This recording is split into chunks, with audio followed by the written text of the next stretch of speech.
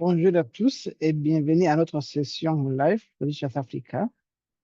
Aujourd'hui, nous allons parler du cours qui nous introduit à l'aide des produits de données silos de l'IMI via le plateforme de Richard Africa. Je m'appelle Joseph Tissimire, je suis responsable d'environnement des utilisateurs au sein de Digital Africa.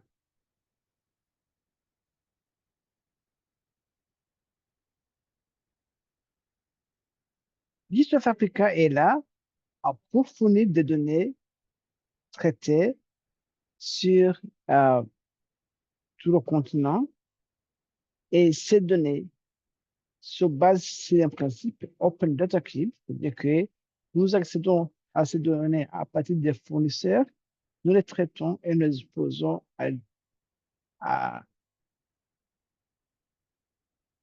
aux utilisateurs, que ce soit les ONG, les sociétés privées, les agents de la fonction publique, les chercheurs, et ainsi de suite. Ainsi, nous contribuons euh, à faire face aux soucis environnementaux, sociaux, économiques, le développement général auquel notre continent fait face.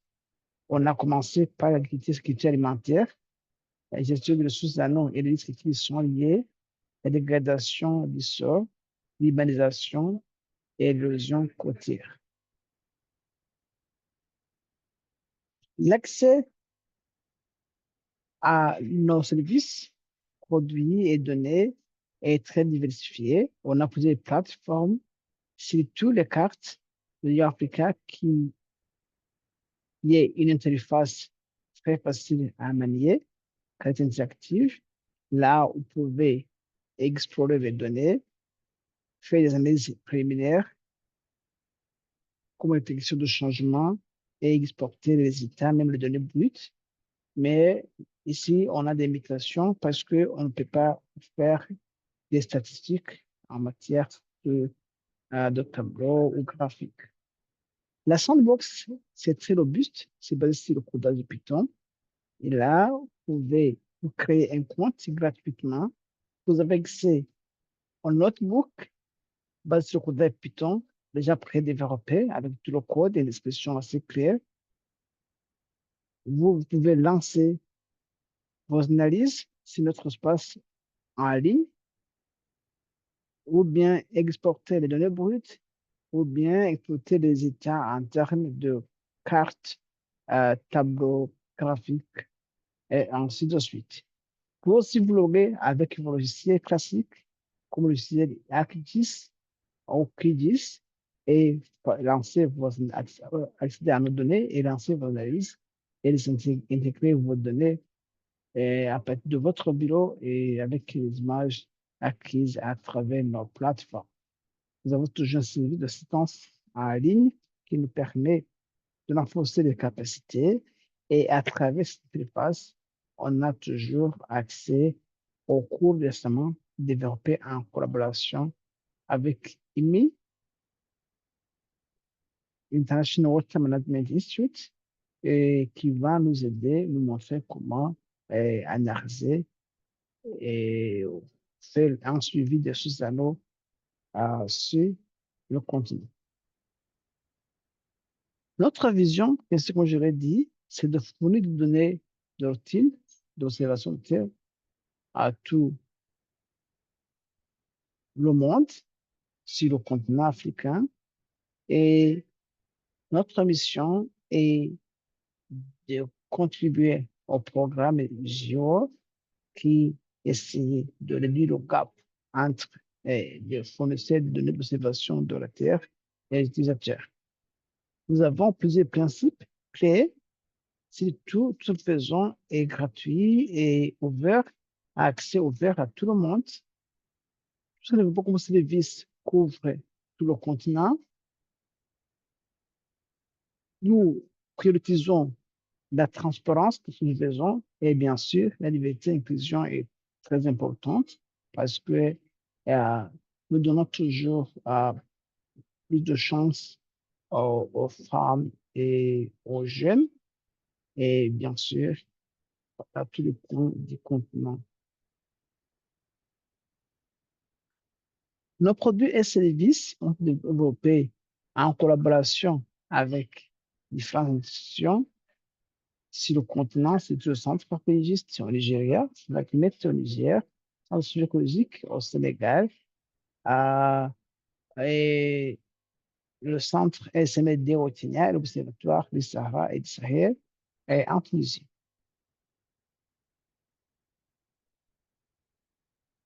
Le cours que je vais introduire a été co-développé en collaboration avec IMI et ce cours est les résultats des données sur les innovations digitales pour l'Afrique du Sud en matière d'eau. C'est un projet qui est toujours lancé par IMI. Et ce module, c'est un module d'apprentissage qui nous introduit à l'utilisation de technologies géospatiales pour le suivi des matières en eau. Et ce cours a été lancé surtout en Éthiopie, Ghana, Burkina Faso et en Zambie. Et bien sûr, nous espérons que ça nous permettra d'accroître la communauté d'utilisateurs de données d'observation de la Terre et surtout pour la gestion durable des ressources en eau. Ça, c'est l'équipe que vous voyez qui a contribué au développement de ce module qui est très, très pédagogique et bien détaillé.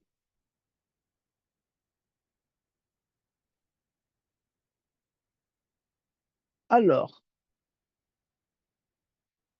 l'Institut international de gestion des ressources en eau, IMI, travaille avec les gouvernements, les agriculteurs, les gestionnaires de l'eau, les partenaires de développement et les entreprises pour résoudre les problèmes liés à la gestion de l'eau sur le continent. L'initiative Digital Innovation for Water Secure Africa, DIWASA, de l'IMI, s'engage à tirer parti des innovations digitales telles que la détection, le cloud computing, les initiatives de données ouvertes et à terme d'apprentissage automatique pour améliorer l'accessibilité des données sur l'eau sur tout le continent africain. L'accent principal de DIWASA réside dans les applications de comptabilité et de résilience de l'eau qui englobent une gamme de produits adaptés à différentes échelles. Le produit d'Iwasa sera progressivement diffusé à travers le cadre du Africa et surtout aussi à travers le géoportail africain par ici. Alors, ce projet d'Iwasa et d'Africa a collaboré et pour montrer comment utiliser les ensembles de données d'Iwasa, notamment l'analyse spatio-temporelle des données sur la pluviosité sur le bassin d'Awash en Éthiopie comme cas d'application. On va aussi parler des statistiques sur l'évapotranspiration à plusieurs échelles régionales et échelles locales, et les partitions de l'humidité du sol. C'est-à-dire que, en fait, si on va parler du bilan hydrique en général, parce qu'on va parler de la pluviosité, on va parler de l'évapotranspiration, et enfin, on va conclure avec l'humidité du sol. Si vous allez sur la plateforme de l'Ichaf Africa, vous pourrez sans doute observer là où on a les cours, le but de nos cours. Vous pouvez aller sur ces cours et vous verrez le cours d'IMI là en bas. Ce cours est disponible en français et en anglais. Et bien sûr, nous remercions l'équipe qui l'a développé. C'est un cours complet qui commence par une introduction, session sur l'évapotranspiration et la fluidité, et puis on va conclure avec le travail sur le suivi de l'unité et du sort, comme je l'ai déjà mentionné. Ça, c'est l'équipe qui a développé. On a des tutoriels très bien détaillés pour ce cours et tout est gratuit. Vous pouvez commencer et passer à- avec un certificat. La première partie du cours, comme je vous avais déjà dit, comporte sur les statistiques et sur les précipitations dans le bassin de Wash en Éthiopie. Ce chapitre exploite des données mensuelles, des données aussi globales, sur les précipitations, comme de chips, pour générer des résumés statistiques et fait des visualisations sur le sous-bassin versant du bassin de la vieille d'Awash en Éthiopie. Si, par exemple, vous pouvez travailler sur une zone propre à vous, vous pouvez proposer votre zone et fournir des limites de sous-bassin et bien sûr lancer le cours sur votre région. Et quand le bassin d'Awash, les villes et les sous-bassins versants, les fichiers ont été donnés dans le cours. Vous pouvez avoir accès par titre euh, didactique. Alors, l'étape à suivre, il faudra charger les polygones qui limitent les bassins de notre zone d'étude, charger les données chips de précipitation, calculer la quantité moyenne de précipitation à long terme et tracer la carte de distribution de précipitation moyenne et poser et faire une statistique zonale qui nous permet de comprendre la précipitation par chaque bassin versant. Et on peut extraire les précipitations moyennes par les vues en termes de points et enfin faire des graphiques et, et enfin communiquer les résultats ou bien exploiter en forme de tableau ou en forme de graphique, ensuite de suite. Ça, c'est le notebook qui a déjà été prédéveloppé euh, qui nous montre, comme je vous le disais, on a une description, pourquoi on a besoin de faire ce genre d'analyse. Bien sûr, on va changer notre zone d'étude. Euh, on va changer notre zone d'étude qui est le bassin, le bassin d'Awash, comme vous voyez en Éthiopie. Et toujours comme tu notebook, le code a déjà prédéveloppé. Voilà, on change notre zone d'étude, comme vous voyez, en Éthiopie, et avec différents sous-régions. Et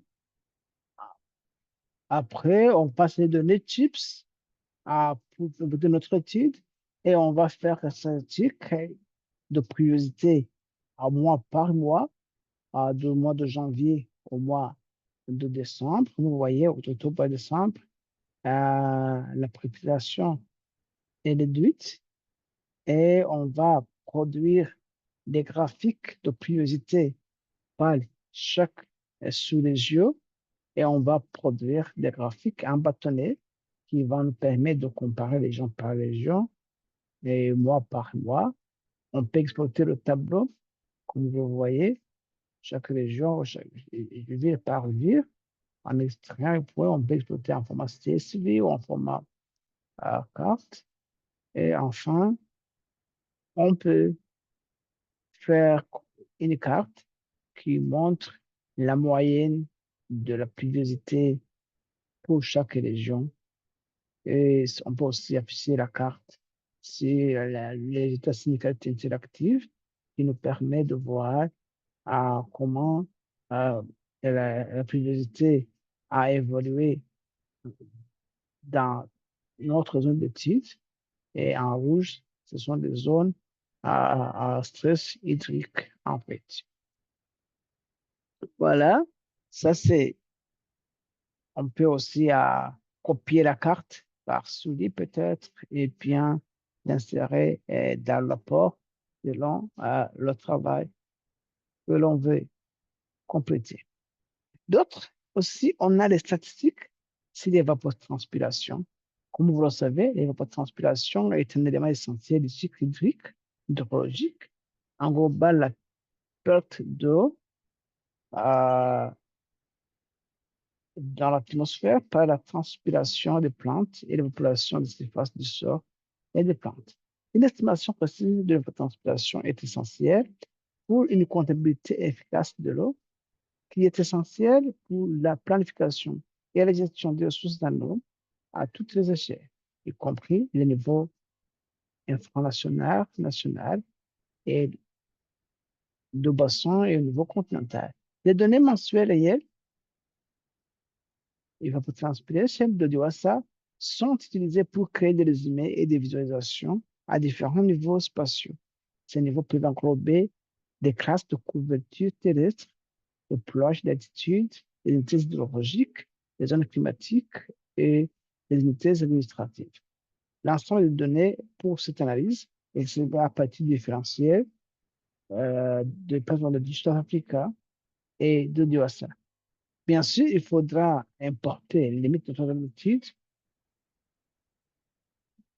ou bien vous pouvez même charger les limites que vous avez choisies.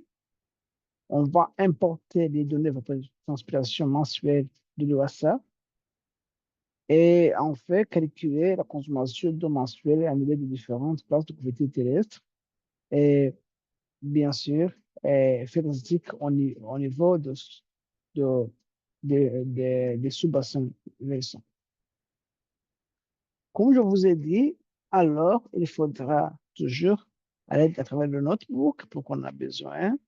On a on peut changer des limites, notre zone d'étude, spécifier l'année d'étude, bien sûr, ouais, et afficher notre zone d'étude, c'est active, comme vous voyez, stabiliser les données, la carte d'occupation des terres, définir que chaque classe, parce qu'on va faire analyse par classe d'occupation des terres, vous voyez, c'est la carte d'occupation des terres dans notre zone d'étude, et charger les données sur l'évapotranspiration pour notre zone d'étude.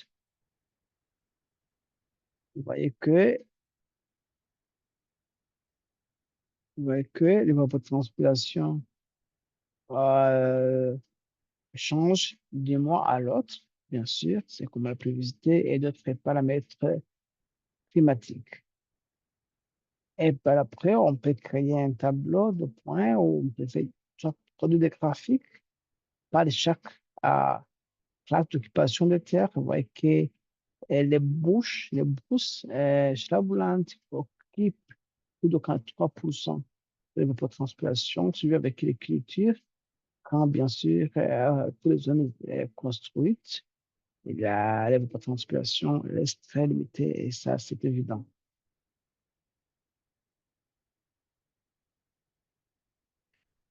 Ici, on peut aussi essayer de comprendre l'humidité du sol, comme la troisième partie. Euh, Ici, on va utiliser la synthèse du Sud-Africa pour cartographier les répartitions d'humidité du sol dans un système d'irrigation dans le cadre du programme d'IWASA de nuit. Le cours, vous voyez aussi, on a plusieurs systèmes. Pourquoi? Pour une irrigation manque d'un plan d'allocation d'eau approprié, ce qui a entraîné une répartition inégale de l'humidité du sol. Ainsi, la compréhension de la répartition de l'humidité du sol dans le système d'irrigation permet d'évaluer les performances de l'allocation d'eau existante. L'augmentation de l'efficacité de l'irrigation et de maximiser le rendement des cultures. Les notebooks sont déjà prédéveloppés. Il faudra importer les limites de votre zone d'étude, charger les images en L2, tracer l'ensemble de données d'une composition de couleurs réelles, stabiliser le fichier de forme ou le polygone, le limite, afficher une animation à 3 bandes ou en seule bande, cartographier l'humidité du sol et évaluer la dynamique de l'humidité du sol.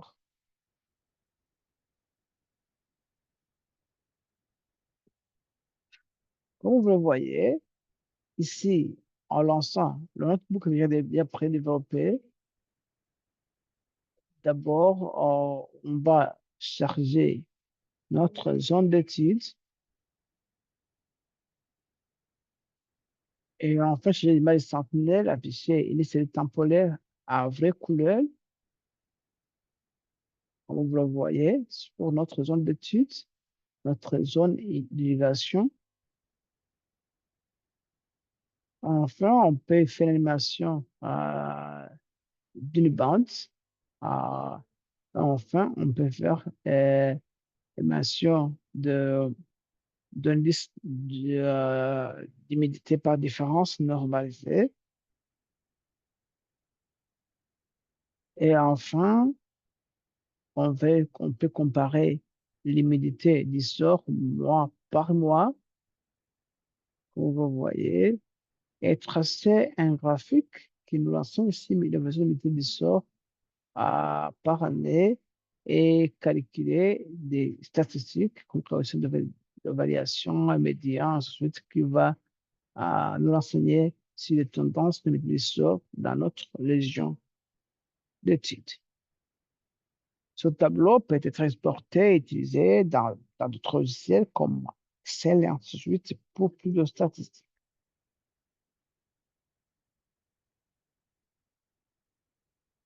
Alors, dans ce cours, on a vu que euh, on a fait beaucoup de choses dans les plateformes de littérature africaine, mais ce n'est pas le tout parce qu'on a beaucoup d'informations sur notre site internet www.literatureafrica.org. On peut rejoindre notre communauté d'utilisateurs et vous recevez toujours un bulletin si nous faisons euh, chaque trimestre. Et bien sûr, nous avons aussi notre site d'assistance en ligne qui travaille vers cette, euh, 7 jours sur 7, à 24 sur 24. Et bien sûr, chaque mercredi, nous avons une édition pareille, là où vous pouvez rejoindre notre équipe et échanger sur différents sujets. Même si vous voulez présenter, veuillez nous approcher. On vous donne toujours le fond et vous partagez ce que je fais à la grande communauté scientifique.